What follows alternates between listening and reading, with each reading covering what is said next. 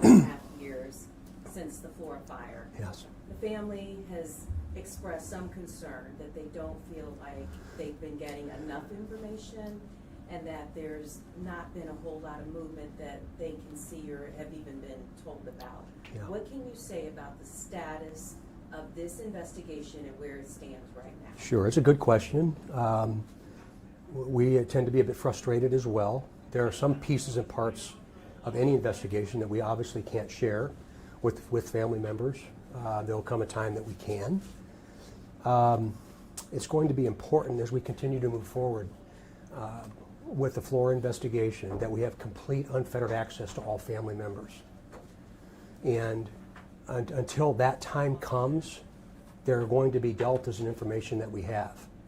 Now please remember that we are tasked and the system is developed and built for law enforcement to act on what they know, not what they think. And there are very, very clear guidelines as to what we do and why.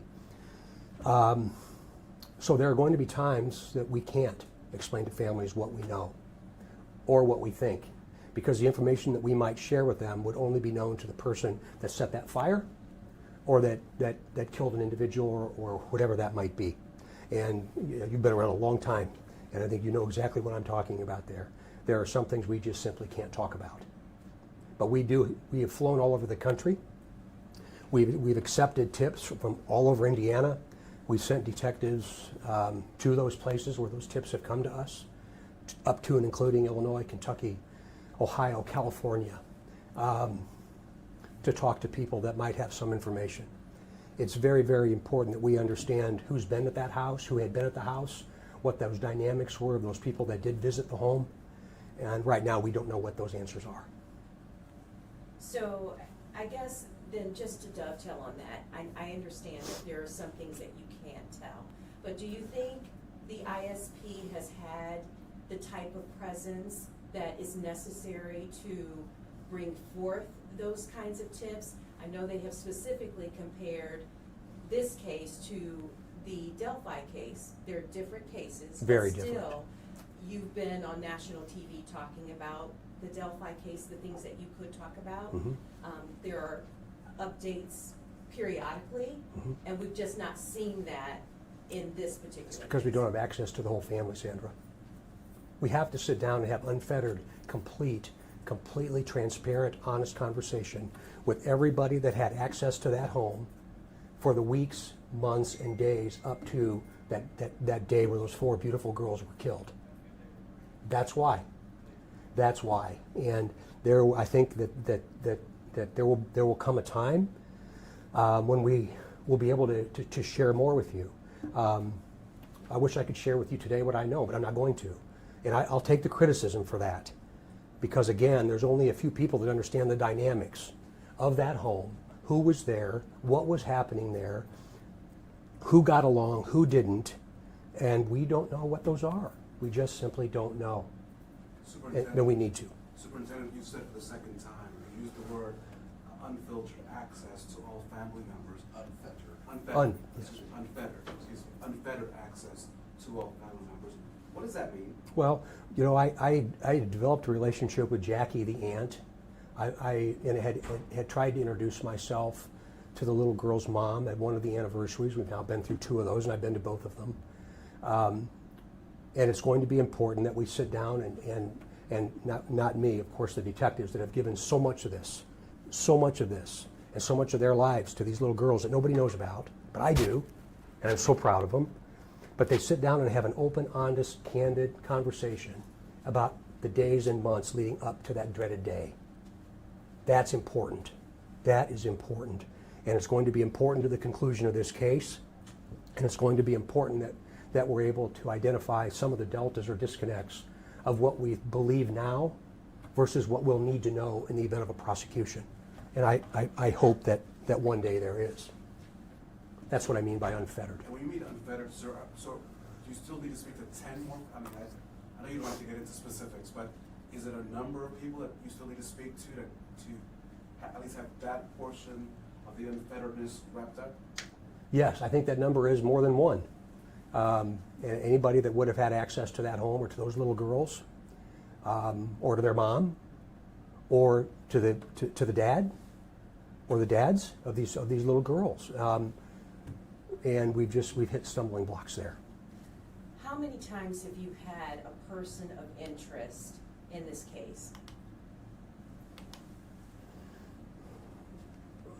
I don't think I can tell you a number of times. I believe that we probably identified people that we need to corroborate what they're telling us. But there's no number of times. If there were numbers of times, I would have told you. But is there a person of interest at this time, right now? I think that we could close our eyes and look back on what we know now, and very likely say yes. But that's as far as I'm going to go with that. You put a time frame on it. Why now are you saying that you close your eyes and now what you know now, looking back, you think you do or believe? I guess I don't understand your question. Well, you kind of put a time frame on saying that what you know now. So as if some time has passed and some other new information has come forward, that now you can say that you have a person. New information is coming to us pretty regularly, but we're not going to talk about that. We're not going to talk about what we're hearing and what we're being told. We have to get access to the entire family, period. Are family members not cooperating? Has that been the challenge for why you guys can't get access? We've not been able to sit down with them and have that conversation. Why? I don't know. So they're not cooperating? They've not offered themselves to sit down with us and talk about the issues that I've mentioned previously. And I would imagine, sir, that you'd be open, I mean, this is an invitation, I would imagine. Those detectives will fly anywhere in the nation, anywhere in the world, to meet with these family members, to sit down and talk about what they know and what they did up to and including that day. So all they have to do is call? All they have to do is call. We'll be there. The investigators and make the arrangements, and you'll follow through with the appropriate... Yes, we've been to California, but that did not ultimately end up in an interview. My understanding was that you were at a family member's home right after they moved out there and spoke with...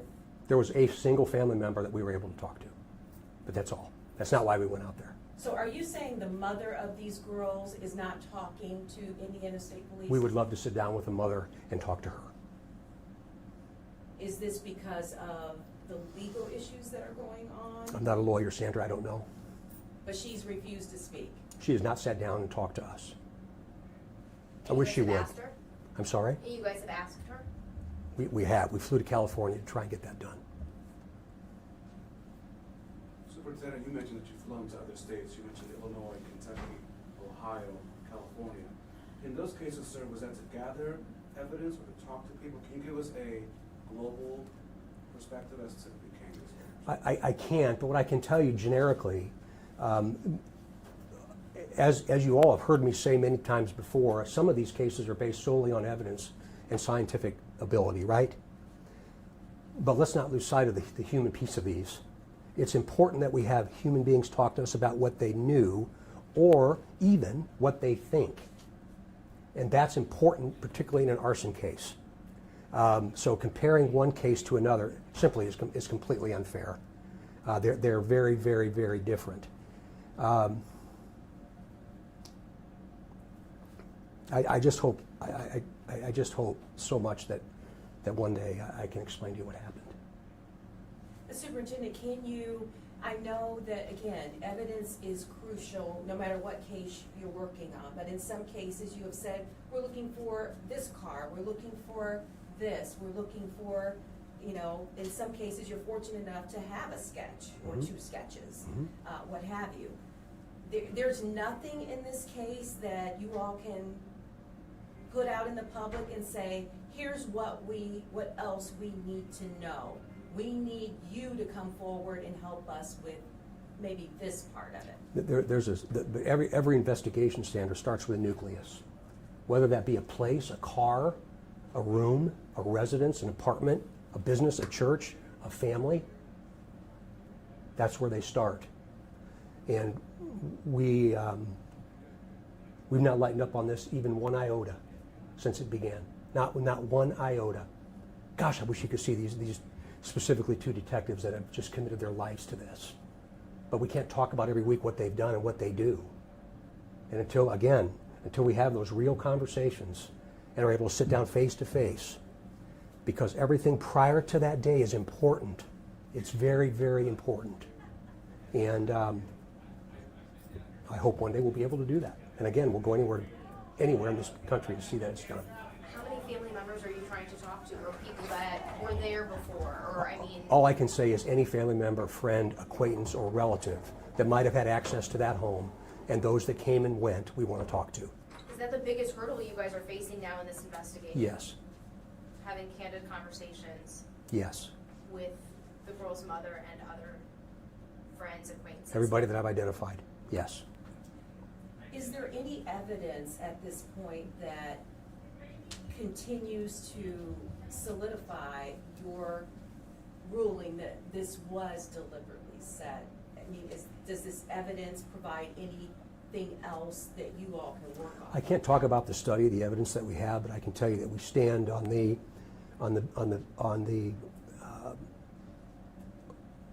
earlier information that we believe it was absolutely arson. And we still are there today. We still believe that it was arson, intentionally so. Do you believe whoever did intentionally set this knows the family or has some connection to the family? Very likely. But again, it is subjective opinion, and I just offered mine to you. But I believe so. I do not believe this was targeted. Is there motivation? That's what we need to learn. That's what we need to understand that we don't understand today. You believe it was targeted, I do not believe the family was targeted. but you believe whoever set this did know the family? Or was it had in some type of way? connection? Very likely, very likely. But certainly nothing is conclusive right now until we're done. When you talk about needing to talk with the family, has anyone been ruled out? We need to talk with the family. So no one's been ruled out? No.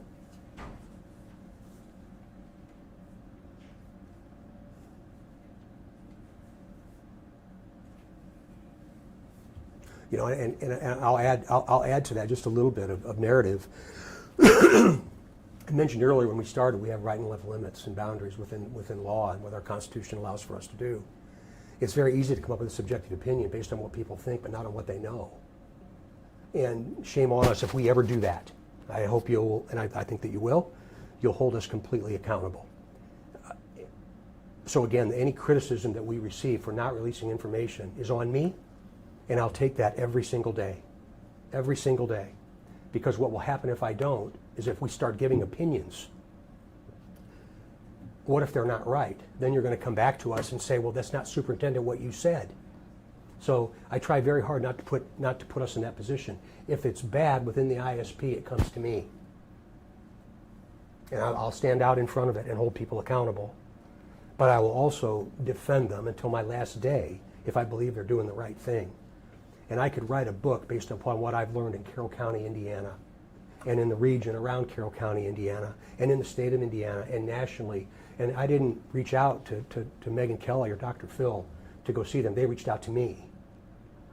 So all of those things that have happened over this course of time, while we don't have a conclusion, I promised my dad a long time ago I wouldn't become cynical, and I'm going to believe that we're going to come to a conclusion here.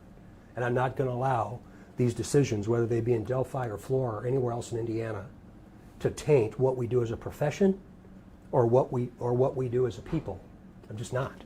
So I hope I've made myself very clear there. I've tried very, very hard to be accessible to you all, but I'm not going to talk about what I think. I'm going to talk about what I know. So what do you say to a mother who is grieving the loss of 4 children?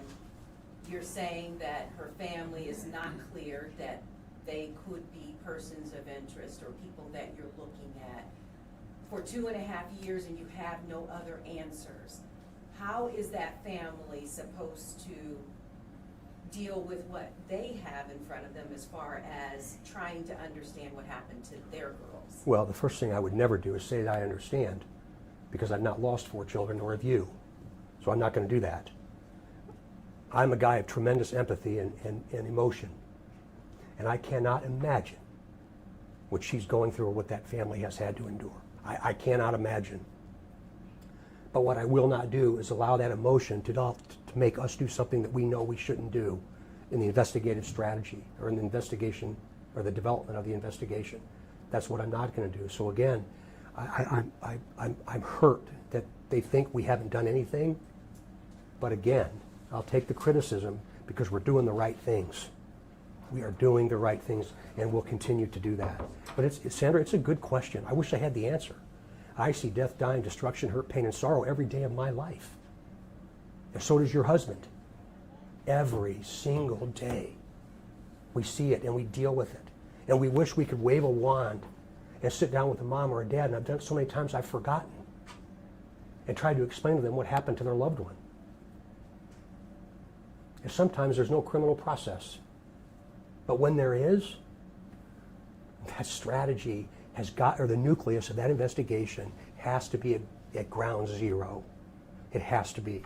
And if there is, and it's complex, like this one is, like many of them, others are around Indiana, we're going to do things and know things and hear things and talk about things that the family's not going to be able to know about. But is there anything that you will do different going forward as far as even updating the public about this case? Will that change? Because right now, I don't think we have been able to talk with you about this case since the anniversary, which was last November. And we haven't been able to talk to people either. So we're at a bit of a stalemate, aren't we? Well, I'm just saying, is there If there was going new to be anything information, different? if there was new information, you'll see me again. I promise you'll see me again. But what I'm not going to do is speculate. So if there is substantial information or information of substance that comes to this case or to this community, I assure you it will come out. We're not hiding anything, and any inference that we are is simply inappropriate and wrong. Superintendent, can you clarify something you said earlier? You were asked about a person of interest. I want to make sure that I leave this room with clarity and accuracy. Yeah. Is there a person of interest? Everybody is until they're not, Raphael, right? Everybody is until they're not. Same as you've asked me in Delphi, and media outlets from around the country have asked me there. Everybody is until they're not. And again, the information that we have got to have is what were the relationships of people that regularly came to that home and why. And that's as far as I'll go explaining it. But everybody is until they aren't. And sir, and also for clarity's sake, so that people can't say, well, they haven't called us, or we don't know who to contact. Those people that you need to speak to, I'm not asking for a phone number at this moment, but can we get a number or a detective's number that if they need to call, is it the arson hotline number? What do they call? They can call both detectives from Lafayette Post. They've already have been in contact with them. Our website, the arson hotline. Many of the family members have my personal cell number. They can call me. Is that what you're asking for in this case? There are several ways for them to reach the ISP, and if they can't reach anyone and they want to call me, or they want to call me first, they have my number. And you'll take those calls? Oh, 100% of the time. Thank you, sir. Have you sat down with the mother since the day of the fire? I tried to introduce myself personally. I have not. But Your detectives? oh yes, they have. They have. So let's clarify. So the detectives have sat down with the mother and spoken. They have had conversation and communication with the mother. That's as far as I'll go. So what is it then that you're saying that she has not done? You said that you needed to talk. They need to talk extensively about the days leading up to and previous to the fire. And just to again, so that if people ask, have all of the family members in the Delphi case been cleared? Again, that gets into the investigative strategy of Delphi, and I'm not going to go there.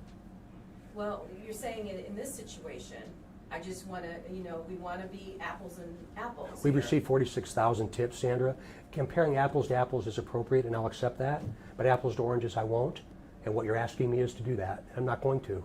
They're very, very different. From the very beginning, they're very, very, very different.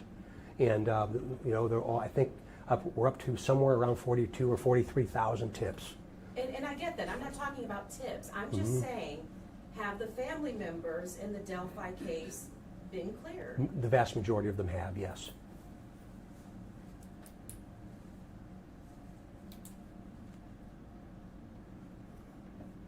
So again, we're very engaged, and almost all of the, particularly the national media attention that's been brought to this has come from that family, those families of Abby and Libby. I'm sorry, I interrupted you. Again, just for clarification purposes, you're saying the biggest challenge in this case on your guys' end is having those open conversations with family members when people who were at the house that earlier that day or in previous times, correct? Yeah, and you know, that information might not be it, but I think most people would understand that we need it, and we need to understand it. And some family members, you're saying, some family members as well as people that were at that home haven't been cooperative with you? I'll just say we need to meet with family members. I'm not going to dissect or bifurcate that family that's trying to endure this terrible loss. And are those meetings, just on a global sense, are those meetings formal? Is that you come in, is it a statement? I mean, how did? Of course. Or is it just a discussion? I mean, how, on global terms, what Generally those start in more of a discussion, but they would be formal interviews in a criminal investigation. That's part of the process, right? Again, there's very little that we can do, or a little bit that we can do. There's a lot that we can't do, and what we won't do is put somebody in a box that would be inappropriate of us. We're not going to do that. Questions. It's been over 2 years. Are you guys any closer to solving this case? I think that we are continuing to work towards it just as we did 2 years ago, and we'll continue until we come to an end.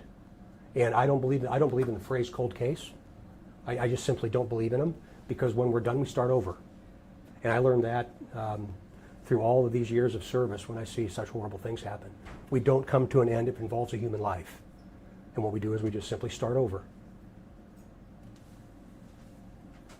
Everybody good? Thank you all. Thank you. Thank you. Oh, let me grab my mic. Oh, your mic. Oh, yeah, there wasn't a mic. No. Sorry about that. Got to charge of theft. You all? Yeah. Like, oh.